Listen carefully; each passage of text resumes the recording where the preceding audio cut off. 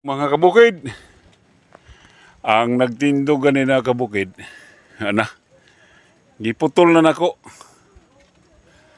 Oh, diya. Murag guwang naman siguro yun ni kabukid. Huh? Guwang siguro ni.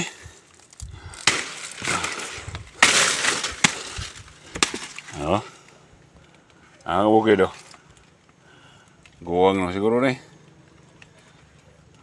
Ay, kadalan ako. Ugwa ko nagtanom ka bukid.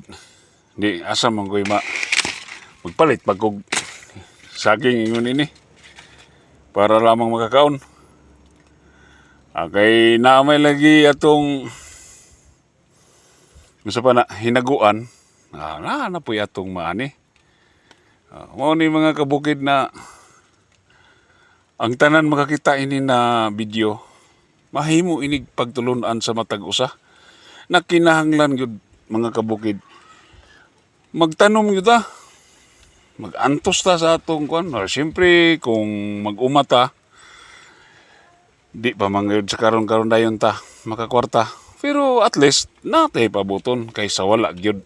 Magsalig ra ta og trabaho nato, ana, nay atong trabaho. Nay atong negosyo. Nay wala. Ay ning tagingon pa nako. Nay ato trabaho pag abot sa rest day, ari kita sa atong farm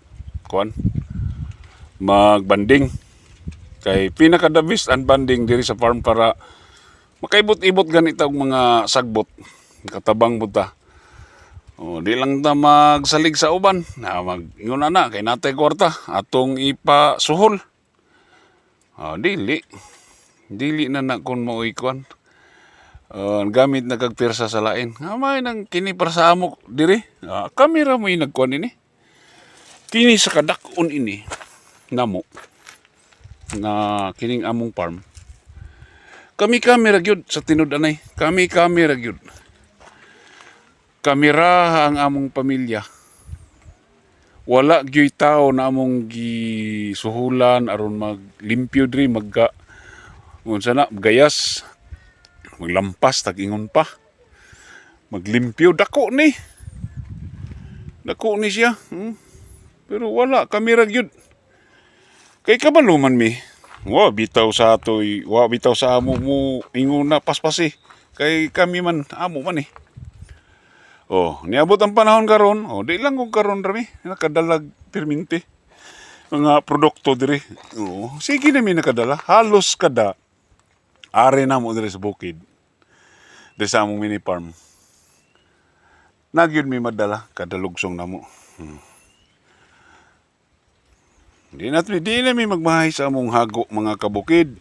Mao lagi na tagingon na pag may tiyaga, may nilaga. Bye-bye. God bless you all. Amping.